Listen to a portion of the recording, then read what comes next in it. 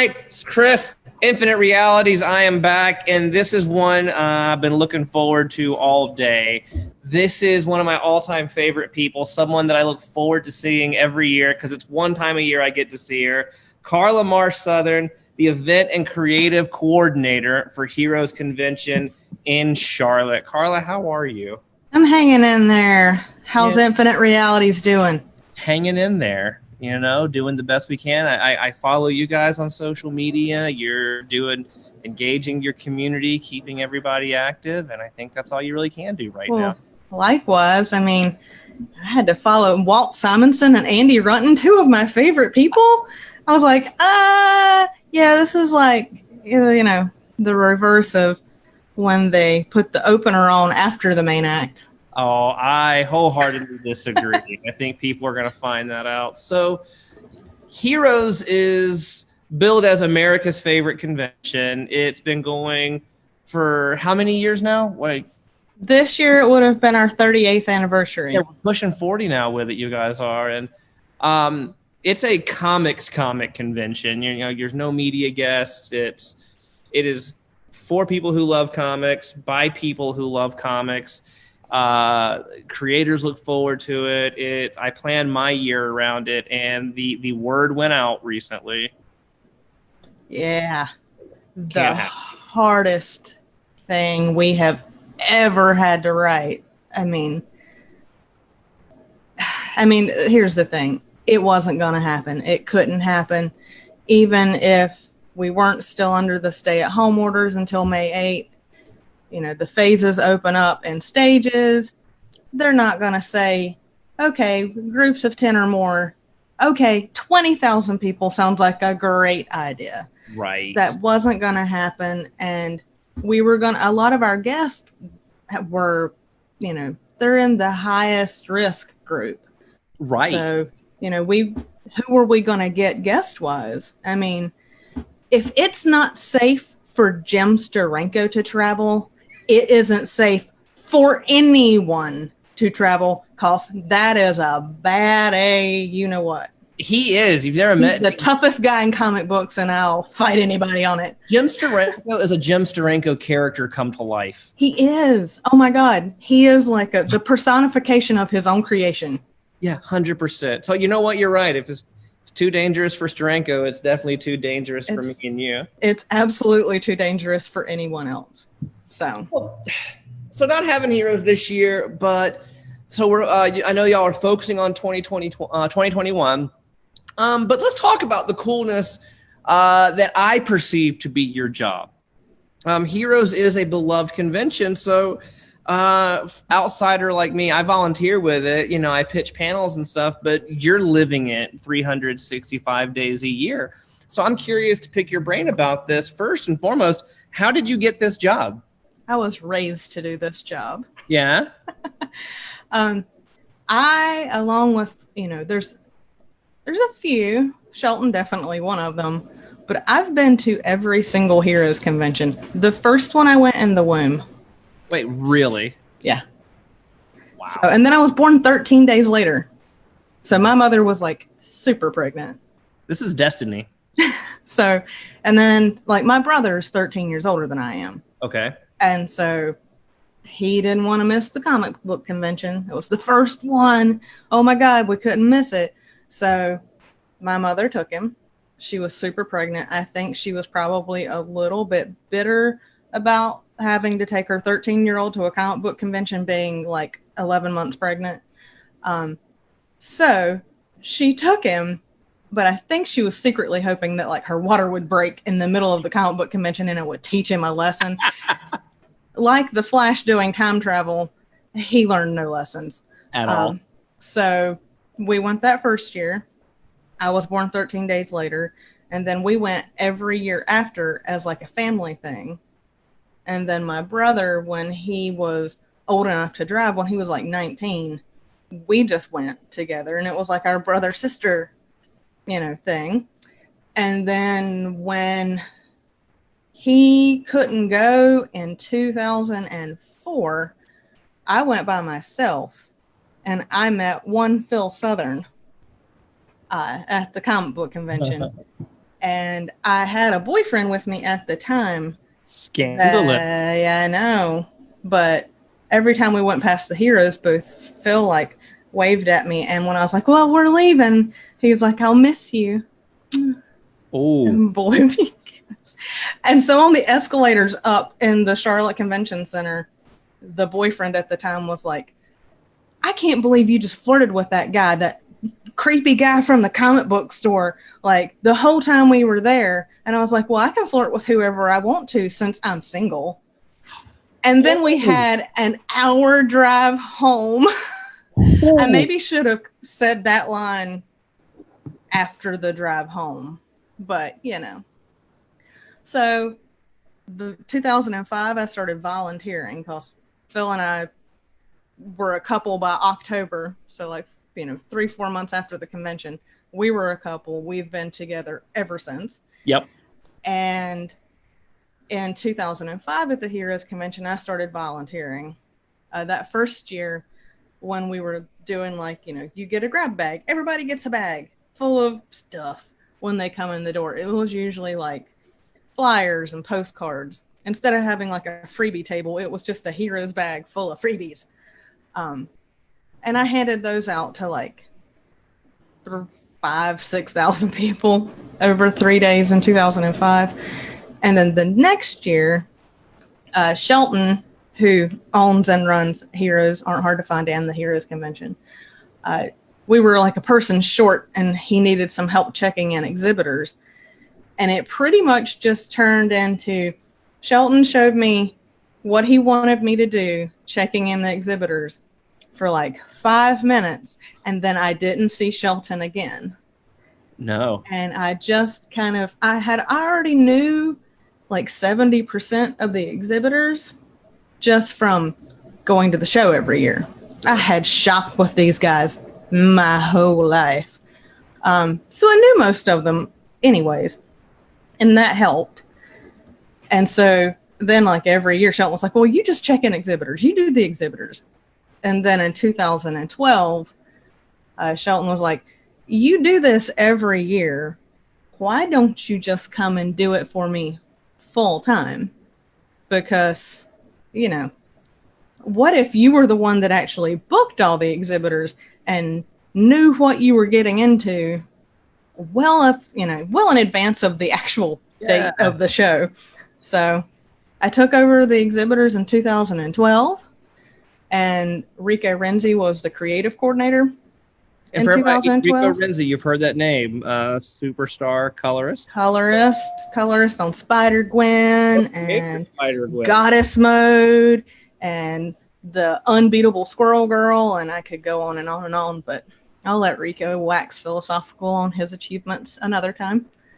But Rico was the creative coordinator from 2012 until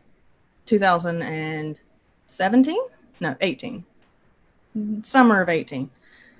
And then Rico left us to do comics full time in the summer of 18 after the Heroes Convention.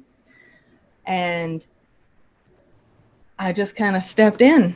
So now I do the job that Karla used to do from 2012 to 2018 to doing the job that Karla and Rico did. Oh, you didn't get to hand off any responsibilities? No, I just took on more. So, and we had a convention last year and I didn't screw it up. So no, it's obvious that, I can in fact do it all. So with the help from Shelton and Seth. So most people go to a comic convention or any convention, and I think intellectually that someone had to organize it, but when you're seeing it, it's fully formed. So yeah, there's a difference between people who go to conventions and people who put conventions together.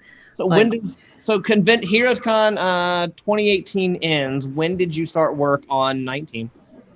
The Sunday afternoon of Heroes Con 2018. Yeah. Yeah. Like I start booking exhibitors on the Sunday of the show that's happening. If they want to renew their booths, let me know now, because it's a first come, first serve kind of situation. And people are always wanting to get, a closer booth to the center of the room, and there's only X amount of real estate. So, you have to claim your spot early. And we're confirming guests who want to come back for the next year. And we're figuring out, what did we do different this year that didn't really work, and talking to the decorators about, hey, next year, see this area, this doesn't work. We need to change this for next year. I mean, it really is a 365-day-a-year job. You're always working on the next one. What goes into securing the guests? Because to your point, you have everybody from, as far as creators go, everybody from the person who is going down to, FedEx office and making their comic on their own dime to your Steranko's, your Hickmans, your Neil Adams. So can you talk a little bit about the booking process and juggling all of that? A lot of it is just reaching out, cold call, email. Yeah. There's a knack to that. There's also, it's good to go to other conventions and where you might be actually able to see and speak to them in person. And, that's how we get a lot of people, talk to them in person at other shows. And it's a lot of word of mouth. It's a lot of, people saying, I had an amazing time at the Heroes Convention. Hey, you should come. Larry Hama, you should come to Heroes Con this year because it was amazing. Hey, Sergio, Stan and Mark are coming. You should come. It's how, and it helps that Shelton Drum is like the unspoken gift to comic conventions as far as I'm concerned. Well, the dude's he knows everybody. Yeah. And he's met everybody, and he has some sort of relationship either with that person directly or somebody who knows somebody who knows somebody. And, he was doing this in like the late 70s and early 80s. So he's got lots of stories. So, it kind of, it's weird. It's a microcosm of its own design. Well, I want to point out, Heroes is not the only convention you work on. No. Comics is not your only love. You also... I can't see you. We'll hear you for that. And that is why they call it a Hamlet. Our power flickered, so that was great. So sorry about that. Although I do remember exactly where we left off. So I was about to talk to you about your love of all things Masters of the Universe and your association, your very close association with a Masters of the Universe convention, PowerCon. Yeah, I have a tad of a weakness for all things Masters of the Universe. I love them, all of them, and I have way too many Masters of the Universe toys and original art and things of the such. So in 2011, when my buddy Val Staples, who runs He-Man.org, and he colored the MV Creations comic for Masters of the Universe back in like 2001 and 2. He decided in 2011 he was going to put on a He-Man and She-Ra convention. Nice. And he needed somebody who knew how to check in exhibitors, and I was his girl. So I have helped him with the PowerCon in some capacity since 2011. I did miss 1 year because the PowerCon was June 4th and 5th, and then the Heroes Convention was like a week later. And you really, I don't sleep for the month up to Heroes Con, so I missed 2014. But I've been to every other one, so. Well, what's cool is like at PowerCon, the list of luminaries that y'all have been able to secure. I know, like the voice actors and the artist. That is where I met Earl Norem for the first time. And if you don't know who Earl Norem is, shame on you. Google it. Google that man. You have seen his art. What an incredible man Earl Norem was. And of course, we lost him in 2013 in 2015. During Heroes Con. Not at Heroes Con, but he passed away the weekend of Heroes Con in 2015. I know because I broke down emotionally in front of 20,000 people. That's rough. But, they've had Earl Norem, and they've had all of the guys that worked on the filmation animation for the cartoon. And it's something. If you like Masters of the Universe, there is no excuse to miss the PowerCon. Here's the thing. I think you're underselling your involvement, because a little anecdote here is, again, I volunteer at Heroes, and we were all, I guess, in the volunteer suite 3 or 4 years ago, horsing around, and I was doing my terrible Skeletor impression, and then you recorded it, and you said, well, hold on, I'm going to send this to Alan. Yeah, I sent it to Alan Oppenheimer. And I was like, okay, Alan, sure. And well, Alan who? And you're like, well, Alan Oppenheimer. And for those of you who don't know, Alan Oppenheimer is Skeletor. He's Skeletor. And so Karla, you pulled up your phone, and in your contacts, you pull up Alan Oppenheimer's number. Now, I've got people's numbers that I have that I will never call, but you're like, hey, Alan, here's a funny thing for you. LOL, smiley face. And then later he's responding to you. So that's when I realized I think Karla's a big deal. The other thing that reminded me that you were a big deal was that me and our friend Joe Ralph were outside talking one year, and your phone is blowing up. And you keep doing that thing where you're like, you put it down. Well, finally you said, well, I've got to go. Stan needs me. Yeah. And Stan Lee texting your personal phone. Yeah. So Stan I want the man. to the point to people that Karla's a big deal. She's known in comics. So when you have Skeletor post responding to her text, and Stan the man, hey Karla, what are you up to? Yeah, pretty much. Stan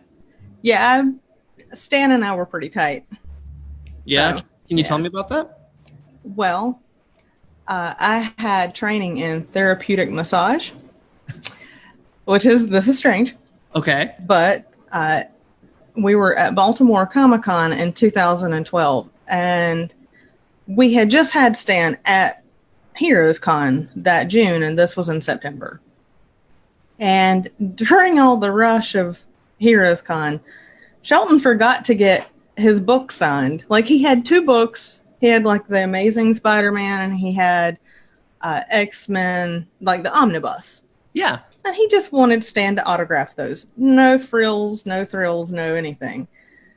So we get to Baltimore, and Stan's getting set up, and Shelton says, would you do me a favor? Because I had met Stan briefly during the Heroes Convention when he granted a Make-A-Wish for a kid at Heroes Con. Awesome.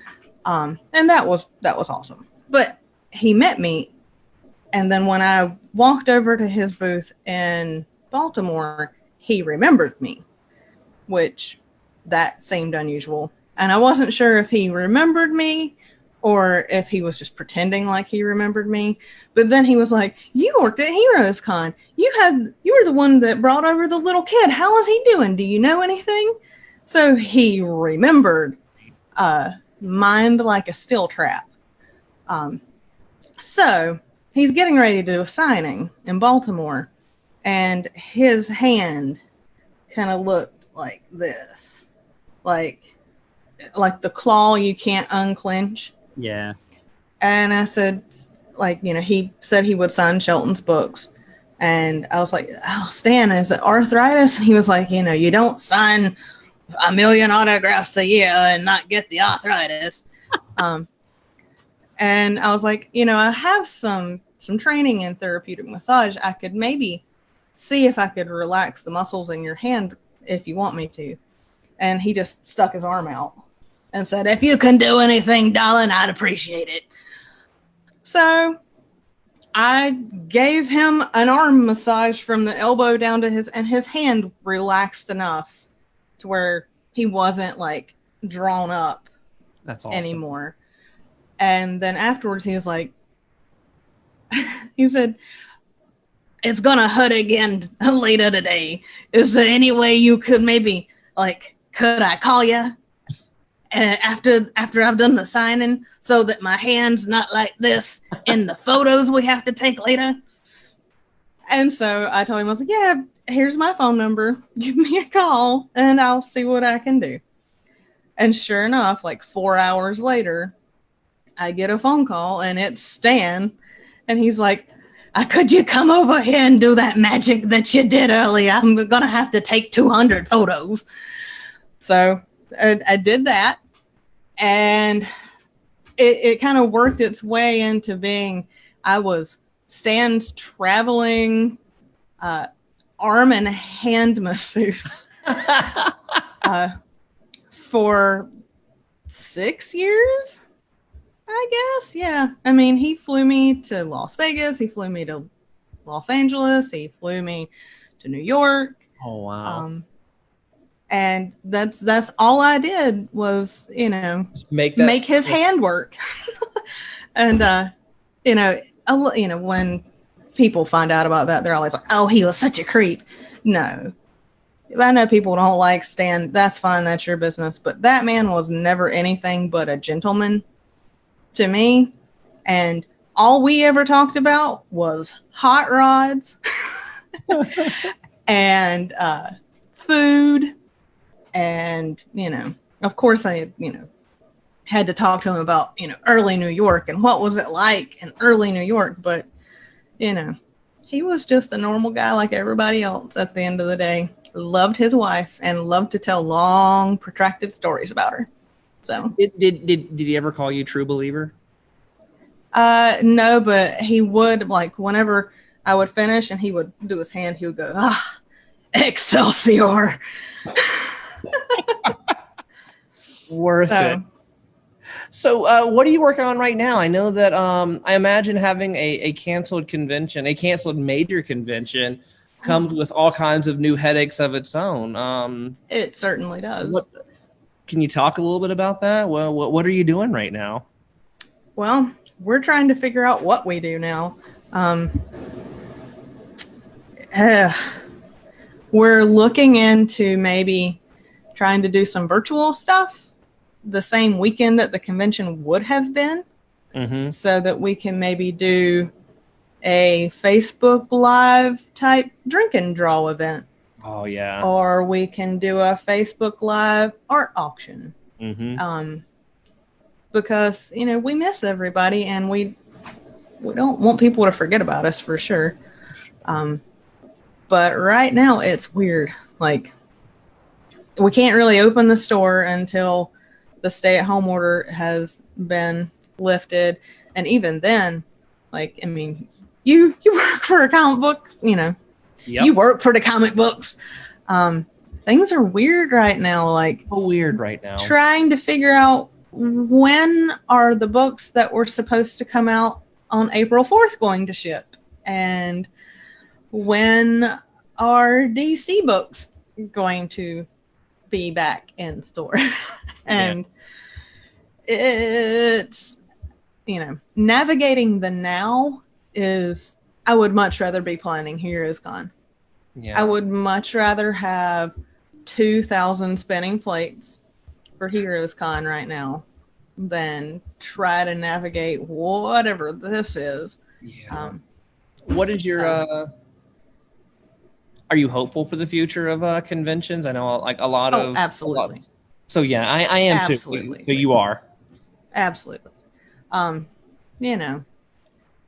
think people are going, they need Comic Cons. Like it's I mean, like I said earlier, there's a difference between people who go to conventions and people that plan them. Yeah. When you plan them, all you can see is the work. But when you go to them, the point of the people that plan the conventions is to make it look like you did nothing at all. Yeah. So that's, well, I Well, loved going to conventions for, the first 30 years of my life. And I still love Heroes Con, and I still love going to other people's shows. Yeah.